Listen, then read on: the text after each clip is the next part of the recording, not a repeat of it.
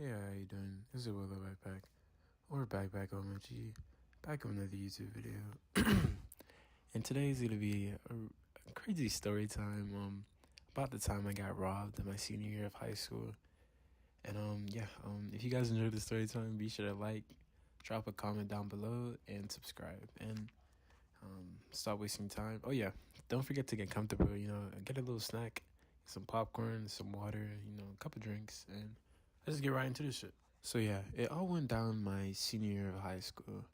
Back then, I low-key was a plug, not gonna lie. Like, I was moving carts here and there. Like, low-key flipping it, like making some extra cash. People knew I was that guy, like, to hit up if they needed something. But I wasn't really trying to be like a kingpin or anything, but I had like a steady flow of customers, like, my way. So on a random Tuesday, I get a text from this guy, and his name was Jay. Now, Jay, he wasn't some high school kid. He was like an older guy, probably in like his late 20s, early 30s. And I sold to him a couple of times before, but this time though, he hits me up asking for 10 cards. And he's like, yo, is that good for you? I'm like, fuck yeah, but I should have known right then and there, like, something was off. No one really buys that many cards just to smoke. But mostly, bro, I was just thinking about the money. So I'm like, yeah, I agreed to it. I texted him like, yeah, let me know if you want to pick up or delivery. I didn't really have a car at the time, so I would just have my friends do deliveries. So I just rode my bike to a park that's close to me and him. And it kind of was already dark by the time I already got his message. And he insisted on meeting around 9 p.m. Normally, I wouldn't have agreed to meet someone that fucking late, especially at a park, but I needed that cash. So, your boy Backpack went for that shit. The ride to the park was eerie as hell. I kept having a bad gut feeling, like it was cold, the streets were just empty. The only sound was really the wind and an occasional dog barking in the distance, but the park wasn't really that far. It's just riding in those quiet ass streets really felt like I was heading towards a trap. My heart was kind of racing the whole way because, I have anxiety. And I kept looking over my shoulder, like, expecting something bad to happen before I even fucking got there. And when I pulled up, the park was dead. No lights, no people, just an empty basketball court and the little benches. So I leaned my bike against the fence and I texted Jay. I'm like, yo, I'm here. Where you at? And a couple minutes pass, no response. Now, I'm standing there in the dark, holding a bag full of carts, feeling exposed as hell because my gut was just telling me something wasn't right. But I just pushed that feeling down because I wanted money, bruh. Then out of fucking nowhere, I see a old ass beat up car pull up slowly. And then Jay gets out. But the thing is, he's not alone. He's with like an older dude, probably in his 30s, like deep in his 30s. And the second I saw him, like, my stomach dropped, no lie. There was this, I don't know, there was just something about him that screamed danger. And he was way bigger than me. Like, bro, like, oh, fuck. Like, that type of, like, if I tried some shit, like, I would have died. And the look on his face told me these niggas weren't here just to pick up some cards, bro. So Jay, he walks up to me like everything is cool. And he's like, yo, you got this stuff? And I nodded my head. I didn't even say anything. I acted normal. My hands were like sweating and my heart was pounding so fucking loud. Like, if he came any closer, he would have heard my heart beating too. I hand him the bag, but the older dude, he stepped forward, getting really fucking close.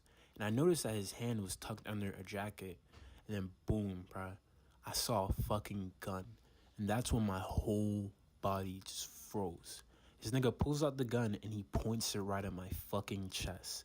And he says, don't move. Empty your pockets right now. And this nigga, bro, his voice was so cold and calm. Like, he's done this 100 times before.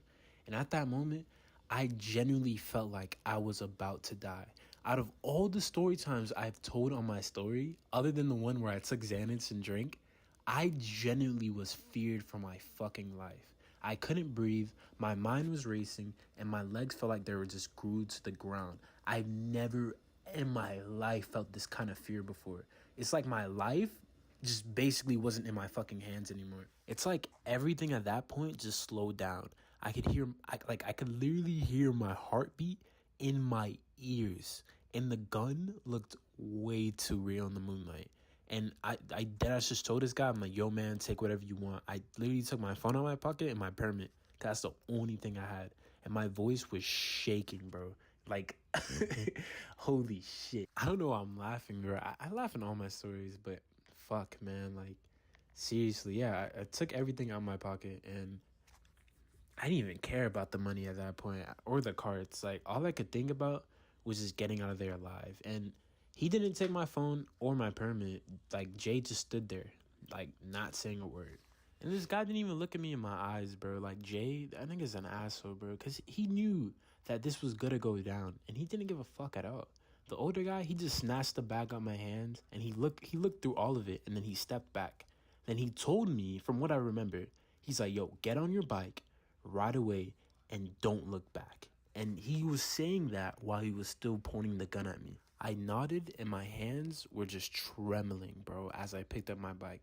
The second I got on it, I pedaled like my life depended on it. Because in that moment, bro, it fucking did. I didn't even look back. I didn't even think of looking back.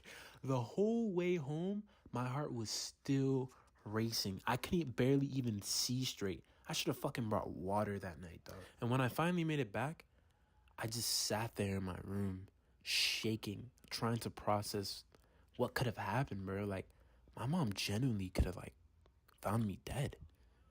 I just kept thinking about the gun. And it was pointed at me, bro. And, like, I'm still thinking about it right now. About, like, bro, I could have been killed for something as stupid as fucking carts. Like, are you serious?